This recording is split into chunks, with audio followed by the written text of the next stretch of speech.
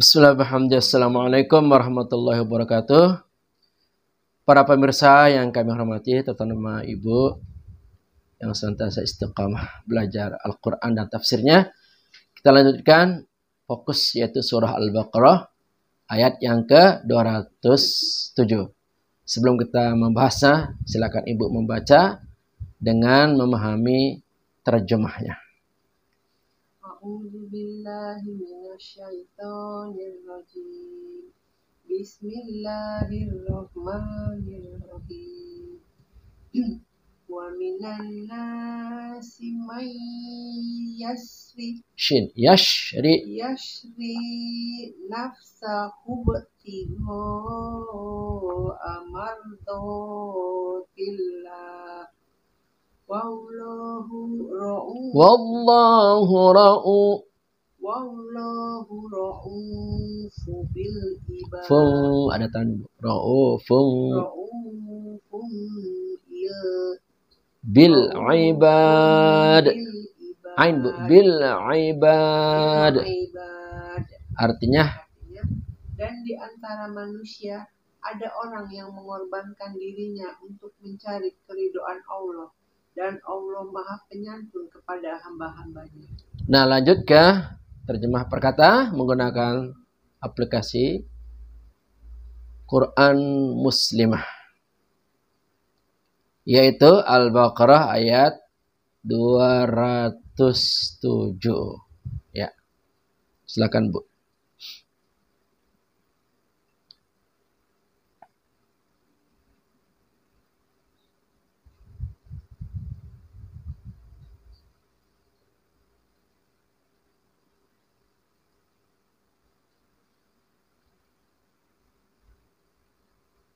Wa minna, dan dari annas manusia, man orang, yashri ia menjual atau mengorbankan, nafsahu dirinya, ibtigha'a karena mencari, mardoti keridhaan Allah. Wallahu dan Allah Ra'ufun Maha Penyantun bil ibad. Ain bil ibad. Pada hamba-hambanya. Ya.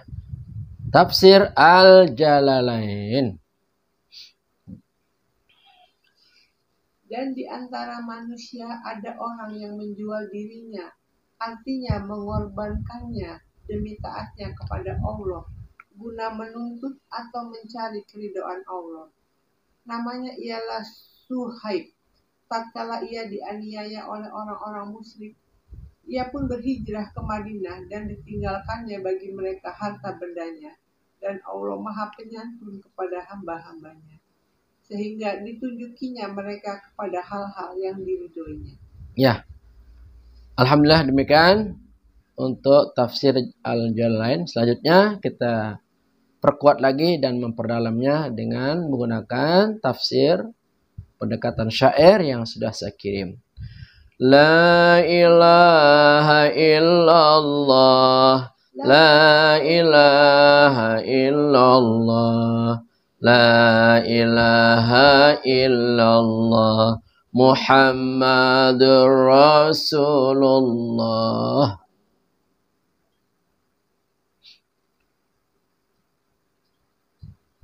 Belum terbuka, Bu ya?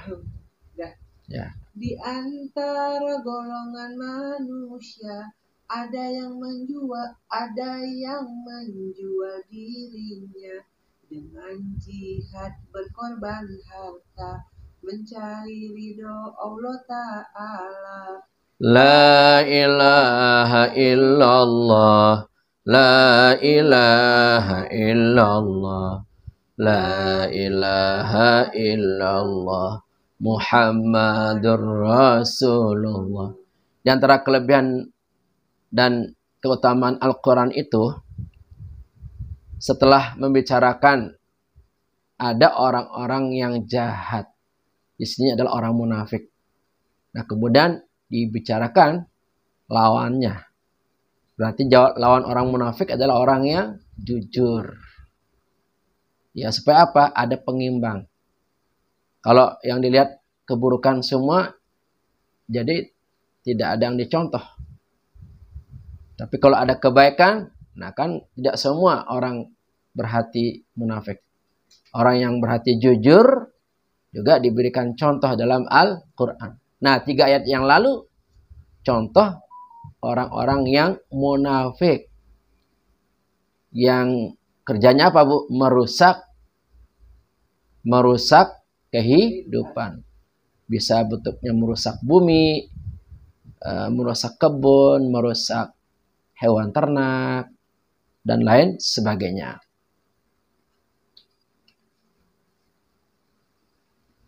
Nah, di sini di ayat 207 menceritakan sifat atau watak seorang yang beriman dan jujur. Ya.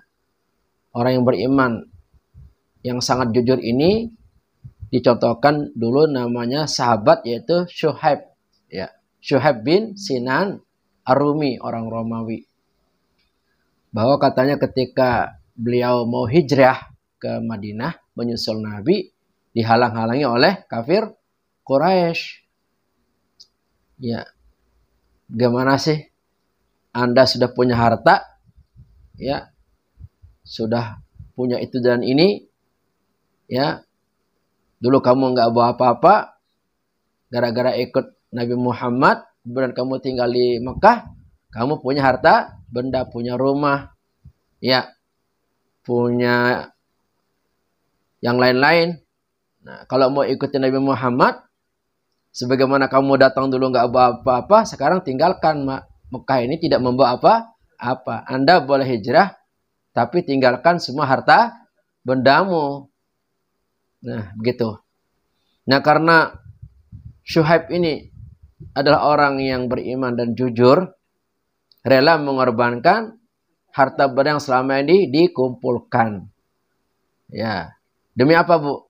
Demi mengikuti Nabi Muhammad untuk menyelamatkan akidah iman dan Islam. Jadi rupa-rupanya lebih memilih nilai-nilai keimanan daripada nilai harta benda. Itulah jiwa orang yang beriman itu tidak pernah takut menghadapi masa depan karena selalu bersama Allah Subhanahu wa taala. Yakin bahwa walaupun kita nggak punya harta benda, kalau kita selalu dekat kepada Allah, menggantungkan diri, maka Allah akan menjaga dan menyelamatkan kita dari segala macam keburukan. Lanjutkan, Bu.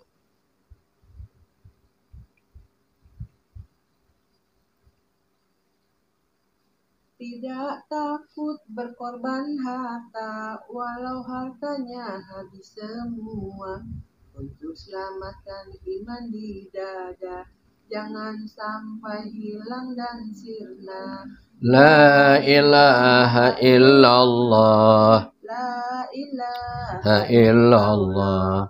La ilaha illallah. Muhammad Rasulullah. Ya, karena Syuhaib ini udah mantap imannya, Bu. Ya, walaupun punya harta benda tidak takut. Lah, jadi meninggalkan harta benda yang ada karena lebih memilih keimanan yang ada dalam dadanya. Lebih baik hilang harta daripada hilang iman, ya, Bu ya. Kalau harta hilang bisa dicari. Kalau iman hilang, bagaimana mencarinya? Susah, Bu ya.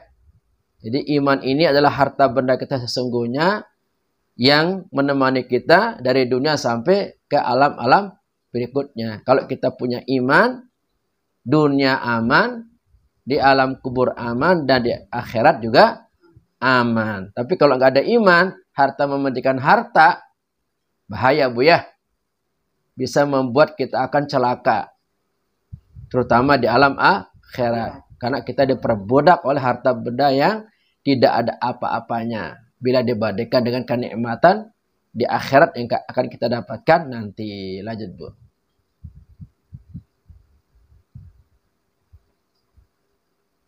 Apalah arti hidup di dunia apabila iman tiada? sia-sia tidak berguna, dunia akhirat pasti celaka. La ilaha illallah, la ilaha illallah, la ilaha illallah, Muhammadur Rasulullah. Apalah artinya, Bu? Harta benda yang kita miliki ini, kalau kita nggak ada iman. Setetes iman di dalam hati lebih berharga daripada dunia beserta isinya. Karena memang harta ini adalah titipan dan ujian untuk kita. Bahkan banyak yang dititipin harta tetapi tidak lulus ya. Ya, banyak orang lulus ketika diuji dengan kemiskinan. Ya, lulus. Tapi ketika diuji dengan kekayaan, mereka tidak lulus. Kenapa? Kalau sudah kaya kan apa saja mau dibeli.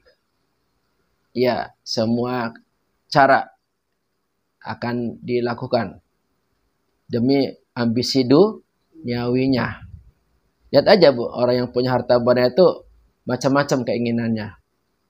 Gak ada puasnya.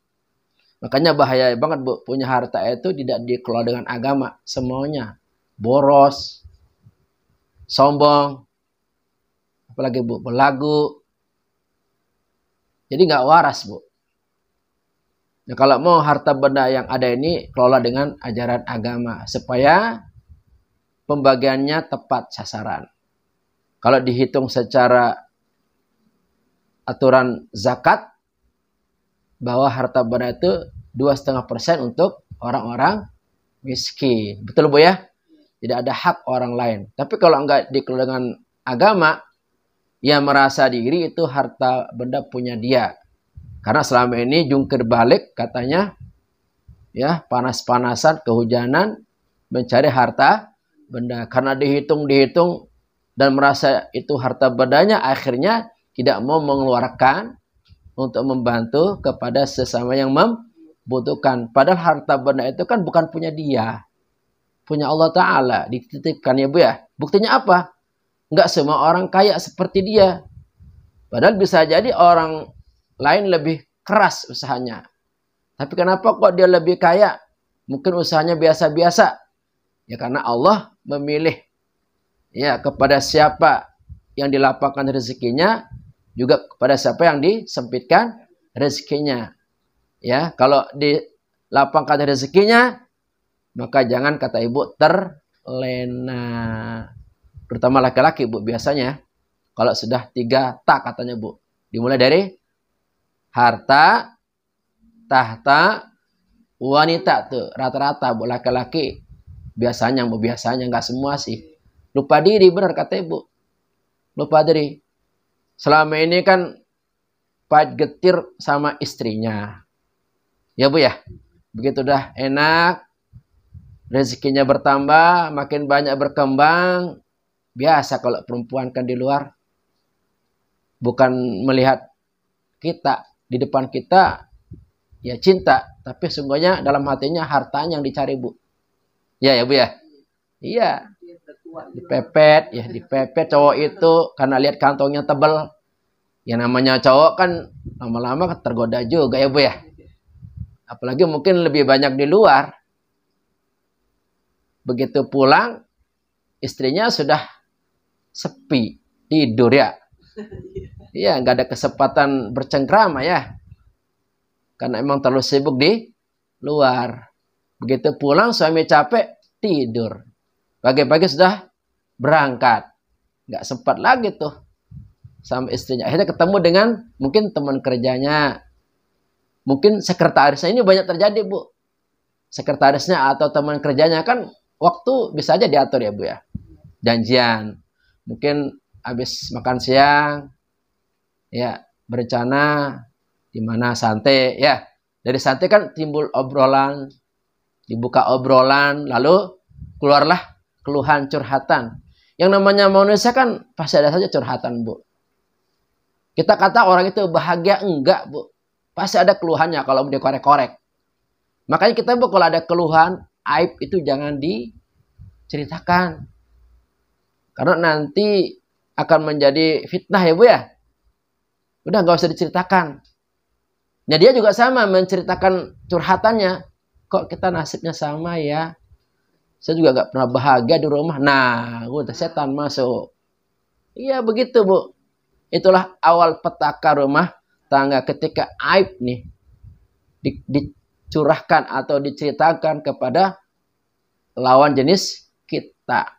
Ini yang sering terjadi di kereta Bu. Pagi-pagi kan kereta tuh ketemu sama temennya laki perempuan.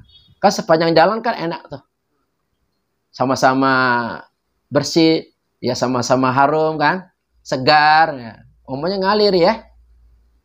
Ya payah nih istri saya mah dasteran terus umpama ya. Iya, sama juga suami saya tidurnya ngorok. Nah itu.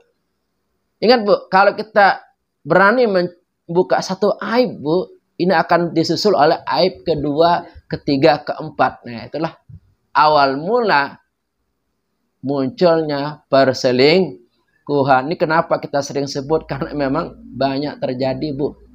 Ini sebagai wanti-wanti nih, jangan sampai rumah tangga kita ya menjadi korban karena kita tidak bisa menjaga kekurangan-kekurangan yang ada dalam diri kita. Nah, seperti itu. Apalagi kalau kita udah punya harta kan, segala macam bisa kita beli. Iya. Hotel mahal bisa kita sewa. Ya, untuk bisa melampiaskan hawa nafsunya. Ya namanya setan, kalau sudah berdua, segalanya menjadi indah. Padahal itu haram. Emang heran Bu, kalau yang haram-haram kok enak ya. Emang itu maunya setan Bu. Yang haram-haram itu manis katanya lezat. Tapi yang halal malah karena udah dianggap biasa, kurang begitu enak ya. Itulah setan sengaja memberikan kita bisikan-bisikan yang manis, jebakan-jebakan manis. Padahal sesungguhnya di balik itu adalah tipu daya untuk menghancurkan kehidupan diri kita dan rumah tangga kita. Na'udzubillahi min dzalik. Lanjut Bu.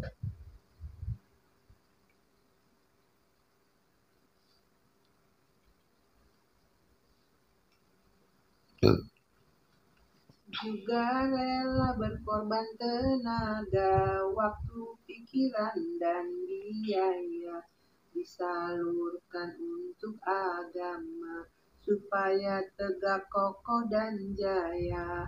La ilaha illallah, la ilaha illallah, la ilaha illallah Muhammadur Rasulullah.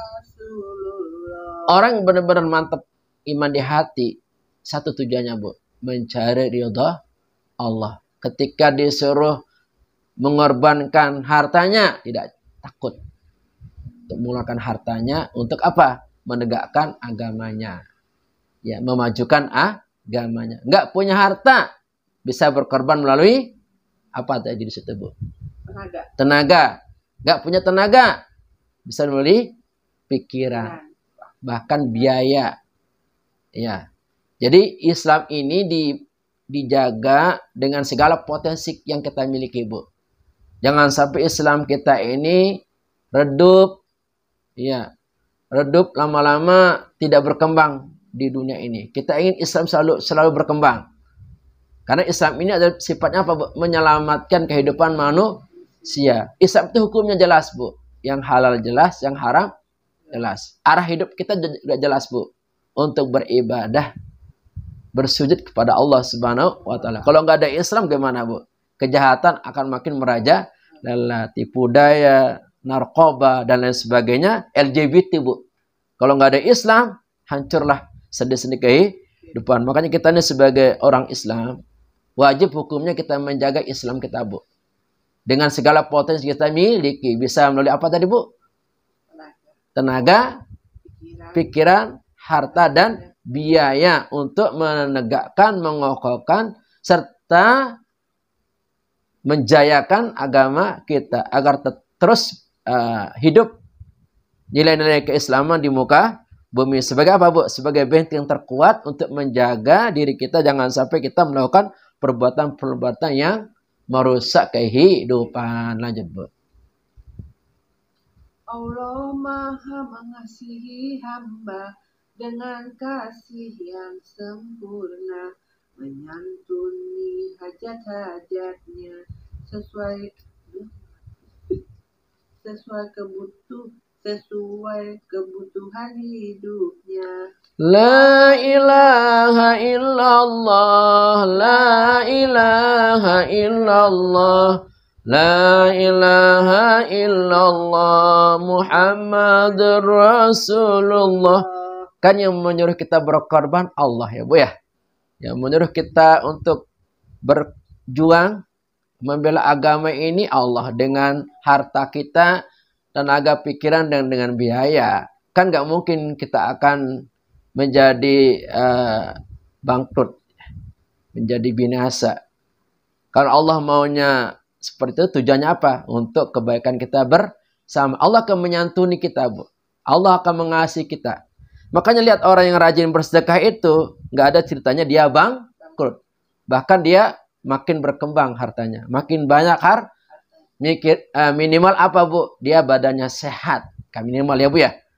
Nah, syukur-syukur badannya makin sehat, keadaannya aman, rezekinya makin bertambah. Tapi demi Allah Bu, orang yang rajin bersedekah, membantu agama, tidak akan kehilangan harta bendanya. Bahkan akan disimpan menjadi suatu pahala yang besar di akhirat nanti. Pokoknya apapun yang berhubungan dengan agama pasti berkembang Bu. Nggak ada habisnya. Contohnya kambing. Ya, kambing ada nggak hubungannya dengan agama? Ada kan untuk akikah apalagi. Nah berkorban Bu. Kalau secara teori mungkin kambing habis. Betul Bu? Setiap hari orang akikah. Setiap tahun orang berkorban. Ratusan juta mungkin kambing atau sapi ya dikorbankan. Betul Bu? Tapi mengapa kok nggak habis-habis? Karena ada kaitan dengan agama. Allah memperkembangbiakkan. Allah menjaga kelestarian hewan ternak tersebut karena untuk kebaikan agama kita. Sebaliknya Bu, harimau. Ya Bu ya. Harimau itu kan nggak ada hubungannya dengan agama. Sekarang gimana keadaan harimau di hutan? Sudah langka Bu. Diburu orang tiap hari lama-lama habis. Ya Bu. Kenapa? Karena nggak ada hubungan dengan agama. Tapi anehnya kambing tiap hari disate. Di akikah. Setiap hari kan orang berojol melahirkan anak ya. Berarti kan butuh akikah. Kambing lagi. Kalau laki-laki 2 tuh kambingnya. Kalau dia perempuan anaknya 1 kambing. Itu setiap hari loh Bu. Tapi kenapa kok kambing nggak habis-habis? Nanti lihat ibu korban nih. Berapa ratus juta coba. Tapi ada lagi. Itulah contohnya kalau untuk agama. Allah akan menjaga harta kita. Kata ibu berkah. Coba lihat contohnya orang yang habis pergi haji. Seharusnya secara teori Bu. Apalagi orang-orang kampung itu Bu. Yakin banget loh. Petani Bu bisa pergi haji Bu. Dan anehnya setelah pergi haji bukannya melarat gitu. Habis tapi enggak Bu ya. Makin dihormati. Ya. Makin disegani ya. Makin mulia. Assalamualaikum Bu Haji. Pak Haji ya. Iya. Enggak pernah kita lihat. Ada orang. Apa Bu. Nyari-nyari bekas makanan di tong sampah. Enggak ada mengatakan. Karena dia itu bangkrut habis naik haji atau umroh. Enggak ada Bu. Benar Bu ya? Yeah. Tapi sebaliknya orang yang dapat judi sekian ratus juta. Enggak lama tuh habis Bu. Itu namanya apa? Harta setan dimakan hantu. Ya, enggak ada berkahnya. Kenapa? Karena melalui jalan yang haram. Ya, demi Allah Bu, kalau kita di jalan haram, harta itu nggak akan awet. Panas Bu ya. Ada saja jalan bocornya. Banyak bocornya Bu. Ya kan pasti Bu. Dapatkan dengan cara yang haram. Keluarnya dengan cara yang haram. Untuk foya-foya. Apalagi Bu. Mabuk-mabuk. Ya. Zina. Selingkuh. Na'udzubillahi min dzalik. Mendingan sedikit. Tapi berkah awet Ibu ya. Daripada banyak. Sekalinya habis. Ludes. Itulah. Apa? Harta haram. Ibu kenal ini enggak? Koh Denis yang tobat itu. Koh Denis ya, benar ya? Yang tobat orang Cina itu, bandar judi kan? Denis sebenarnya namanya Bu ya. Ada. Iya. Iya, dia kan bandar narkoba ratusan juta tuh sehari. Untungnya Bu. Dia kan dari judi online gitu. Bandarnya emang kelas kakak Bu. Waktu di mana tuh dia? Di Singapura apa di mana? Tapi nggak ada bahagianya Bu. Nggak ada tenangnya. Walaupun punya puluhan ratusan juta sehari untungnya dari judi online itu. Ya, akhirnya ditinggalkan semuanya. Lalu dia ngaji di AA Game. Ngaji juga sama Kiai. Sekarang jadi Ustadz Bu. Dia tinggal di YouTube tuh. Denis namanya tuh. Nah ini menunjukkan apa Bu? Ini bukti. Alhamdulillah Bu ya Allah. Kita jangan takut. Allah akan menyantuni, mengasihi kita. Makanya jangan pernah bergantung kepada siapapun. Jangan bergantung kepada suami kita. Karena suami juga lemah. Ya satu saat ada masalah. Ya. Jangan bergantung kepada harta kita. Harta kita satu saat bisa saja ludas ya Bu ya. Makanya bergantunglah kepada zat yang tidak pernah binasa. Yang tidak pernah habis kekayaannya, kasih sayangnya, cinta kasihnya. Itu Allah Subhanahu wa Ta'ala. Makanya Bu ketika melepas suami, titipkan suami itu kepada Allah. Ya Allah jaga suamiku dari segala fitnah.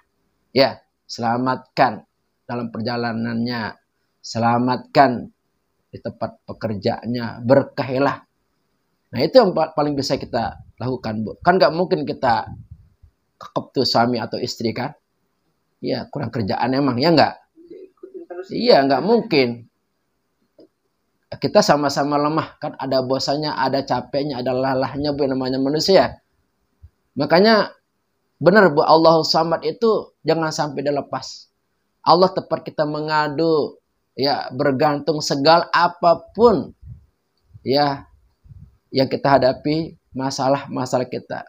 Jangankan masalah berat Bu, masalah ringan pun kita mengadu kepada Allah Subhanahu wa Ta'ala melalui salat kita kan, Rabbighfirli warhamni wajburni, terus warfa'ni warzuqni wahdini wa'afini wa'fu anni. Itu bentuk ketergantungan kita kepada Allah. Rabbighfir ya Allah, ampuni aku ya Allah. Terus warhamni, kasih sayangilah aku. Terus wajburni, penuhilah kebutuhan hidupku. Terus wa'afini, maafkan ya Allah aku. Ya. Terus wa'fu anni, maafkan segala kesalahanku. Wa'fu anni kan diri kita. Nah, ini menunjukkan bahwa kita ini tidak berdaya ya menghadapi hidup ini. Hanya pertolongan Allah.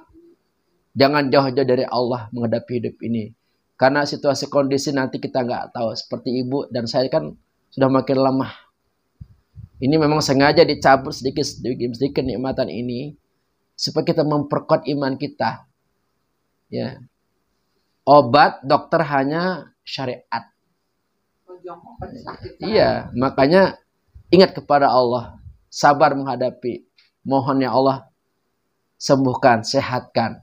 Jadi bukan dokter yang menyembuhkan. Betapa banyak orang yang berobat sampai luar negeri nggak sembuh-sembuh. Olga Bu, sampai berapa tahun dulu tuh?